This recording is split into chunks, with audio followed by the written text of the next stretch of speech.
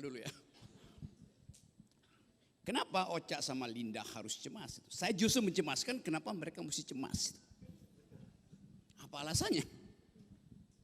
Anda gelisah terhadap keadaan, oke.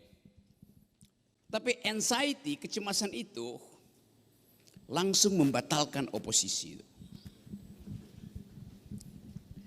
Kita coba lihat ini, kayaknya posternya yang mana tadi yang ada tiga begundal itu tuh. Sini ada Sultan Syahrir, di sini ada Sudirman, di sini ada mana-mana, gue mau lihat, lupa. Oke. Kenapa upaya untuk menghasilkan republik harus minta izin pada Sudirman, minta izin pada Hugeng, minta izin pada Syahrir? Kenapa?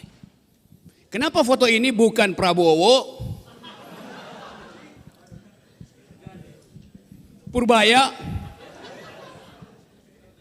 dan Rektor UGM?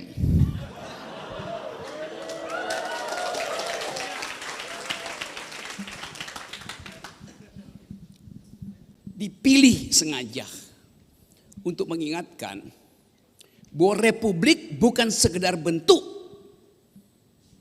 tetapi etos bernegara. Kita mau coba hidupkan itu. Sudirman, etos bernegaranya sudah memperlihatkan pemihakan pada publik. Hugeng juga begitu, secara individu dia memihak rakyat sehingga tersingkir dari kekuasaan Orde Baru. Syahrir memperlihatkan seluruh hidupnya dimaksudkan untuk membenahi yang disebut public sphere, public value. Jadi semua kita sebetulnya diminta untuk mengingat kembali bahwa dasar-dasar etos republikanisme itu sudah diucapkan, dipraktekkan, dan diambil konsekuensi oleh tiga tokoh itu. Yang tersisa adalah makan siang bergizi gratis. Apakah itu etos publik? Yang tersisa adalah utang 800 triliun. Apakah itu etos republik? Saya tadi baca berita di NTT.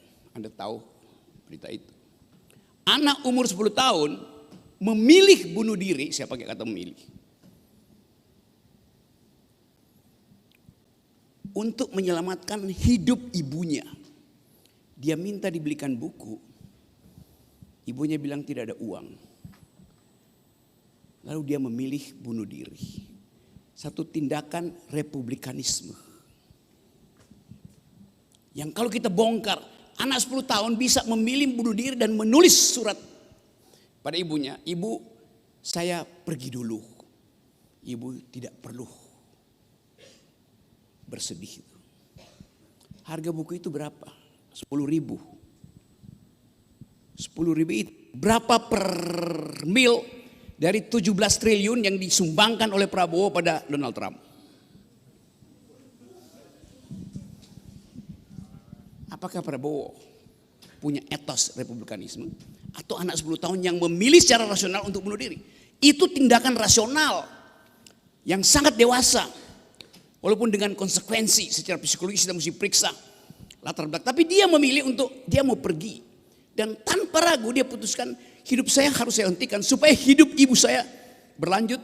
Supaya hidup 5 adiknya berlanjut. Supaya hidup kecamatan itu berlanjut. Supaya hidup kabupaten di NTT berlanjut. Supaya publik mengerti bahwa ada yang gak beres dengan urusan republik.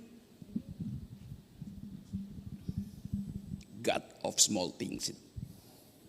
Kata siapa novelnya yang nulis itu? God of small things.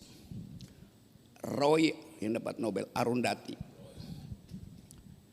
Kita coba pahami kehidupan hari ini dengan mulai menguji bahwa ada etos bernegara yang hilang di kita. Sejumlah oposan bertemu dengan Presiden Prabowo, keluar dari Kertanegara senyum.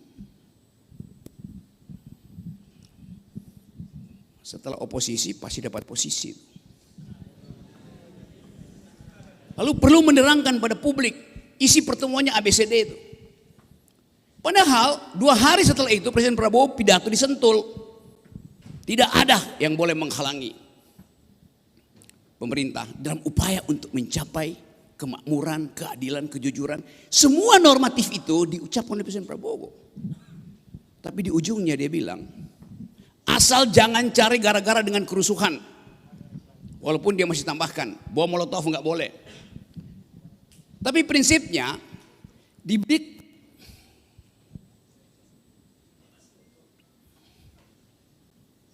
Kenapa saya nggak ditalamin di sini?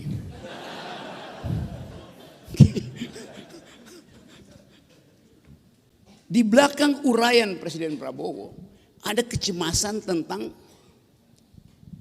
kemungkinan demonstrasi. Coba kita lihat, seolah-olah stabil, tapi undercurrent politiknya penuh dengan kegelisahan.